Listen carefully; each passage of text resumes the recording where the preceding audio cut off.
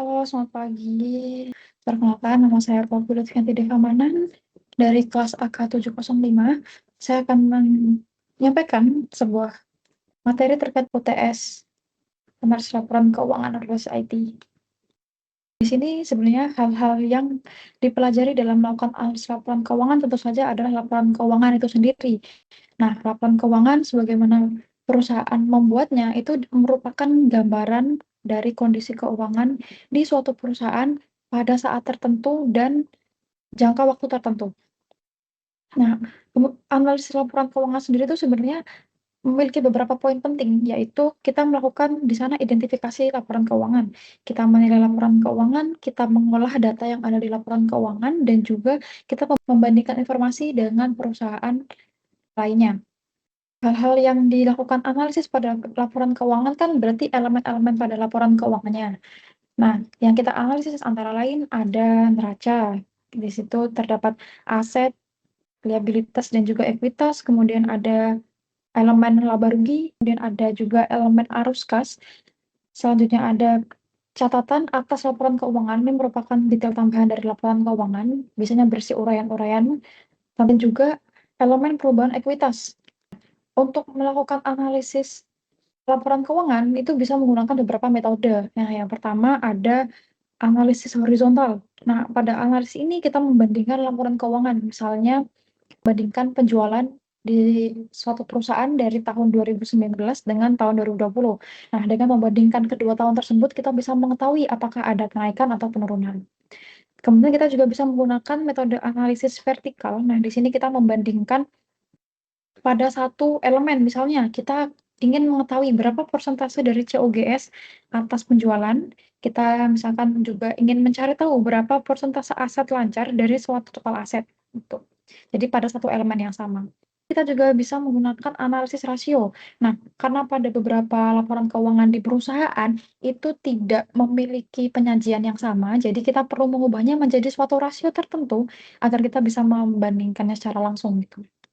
Kemudian ada juga analisis tren. Di sini kita bisa melihat pola kinerja dari tahun ke tahun suatu perusahaan itu seperti apa, dan juga ada analisis perbandingan atau benchmarking. Jadi di sini kita menggunakan dua laporan dari perusahaan pesaing yang memiliki bisnis yang mirip. Nah, kemudian untuk analisis rasio, kita akan jelaskan di sini lebih lanjut. Jadi ada beberapa rasio yang bisa kita gunakan dalam melakukan analisis laporan keuangan. Yang pertama, kita bisa menggunakan rasio likuiditas. Di sini kita menilai bagaimana kemampuan perusahaan untuk membayar kewajiban jangka pendeknya. Nah, untuk rasio solvabilitas ini sebenarnya mirip dengan rasio likuiditas, tapi di sini kita meninjau dari bagaimana perusahaan membayar utang jangka panjangnya. Nah, kemudian rasio yang ketiga yaitu rasio profitabilitas. Jadi di sini kita menilai bagaimana kemampuan perusahaan dalam menghasilkan laba. Nah, untuk masing-masing rasio ini memiliki beberapa cara untuk menghitung ya. Di sini misalkan pada rasio likuiditas ada current ratio, ada quick ratio, ada cash ratio, dan untuk rasio-rasio lainnya juga memiliki beberapa cara untuk melakukan analisis. Nah, kita akan menganalisis bagaimana laporan keuangan yang ada pada Kalbe Farma atau KLBF dan juga Sido Muncul atau Sido. Nah, di sini saya tampilkan beberapa angka-angka penting yang nantinya akan kita gunakan untuk melakukan suatu analisis. Di sini ada kas atau setara kas, kemudian total aset, dan lain sebagainya. Dan apabila teman-teman ingin mengakses laporan keuangannya secara lengkap, teman-teman bisa membuka pada link berikut ini. Ini saya mengambil dari website Sido Muncul dan juga Kalbe Farma. Nah, yang pertama, kita akan melakukan analisis horizontal dari Kalbe Farma. Nah, ini adalah analisis horizontal, jadi kita membandingkan ya. Di sini saya membandingkan tahun 2019 dengan tahun 2020. Kita bisa melihat di sini untuk asetnya, di sini tumbuh stabil, likuiditasnya juga meningkat dengan tajam, pendapatan dan laba bersihnya di sini juga cukup moderat ya, ada kenaikan. Ini bisa dibilang tumbuh stabil ya, dengan likuiditas tinggi, mengingat pada masa 2019-2020 mengalami pandemi. Nah, untuk analisis horizontal, kita lanjutkan untuk analisis horizontal dari Sido.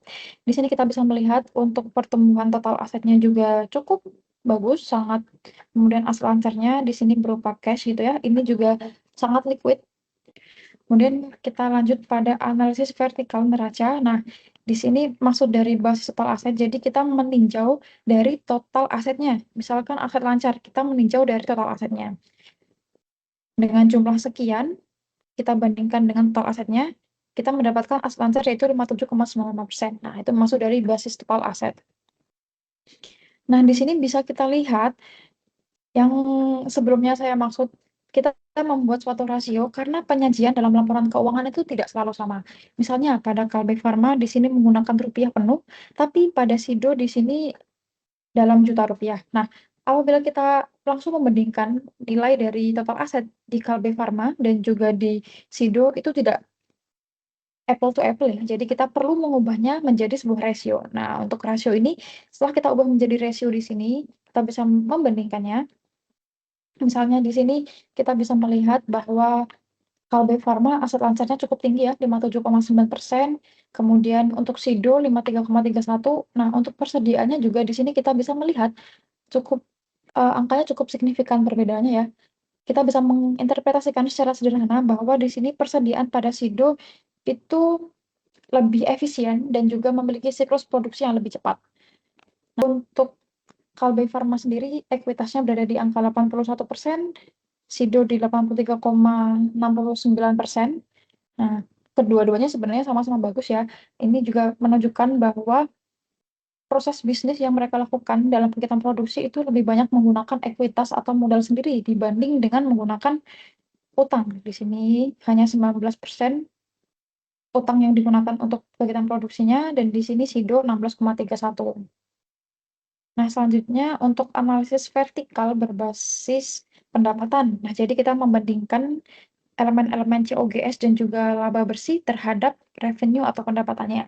Nah, kita bisa melihat di sini untuk COGS dari Kalbe Farma 55,67%, untuk Sido 44,87%. Sebenarnya sama-sama baik, tapi di sini Sido lebih efisien. Kemudian untuk laba bersihnya, kita bisa melihat di sini Sido 2 kali lebih besar daripada Kalbe Farma, yang bisa kita interpretasikan secara sederhana bahwa Sido menang dalam profitabilitas. Jadi Sido lebih profitable. Nah, kemudian untuk rasio likuiditasnya, kita bisa melihat bahwa untuk quick ratio dan juga cash ratio bagi Sido lebih tinggi.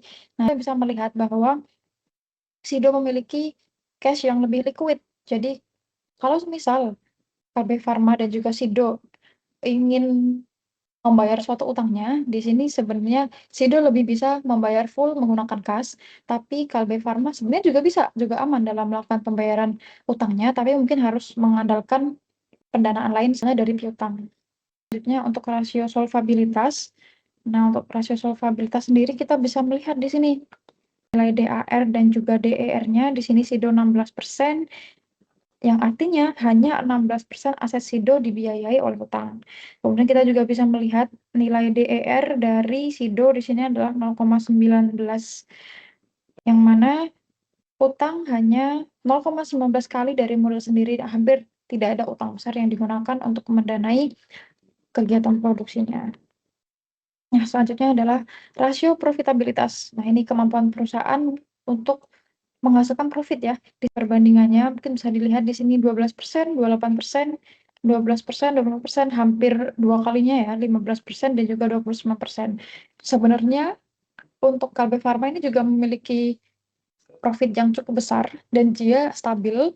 Di sini Sido memiliki A dan juga ROE yang lebih tinggi. Dan apabila investor menginginkan investasi yang low risk atau stabil bisa memilih Kalbe Farma, tapi misalkan investor ingin mencari return yang lebih tinggi mungkin bisa mengambil Sido. Nah, itu adalah eh, cara-cara sederhana yang bisa kita lakukan untuk menganalisis laporan keuangan. Jadi kita bisa membandingkan laporan keuangan dan kita bisa membuat suatu keputusan. Misalnya bagi kita seorang investor, kita bisa memilih investasi mana yang lebih sesuai dengan kebutuhan kita.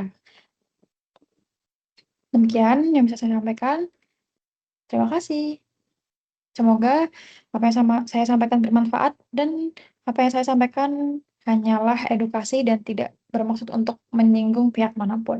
Terima kasih.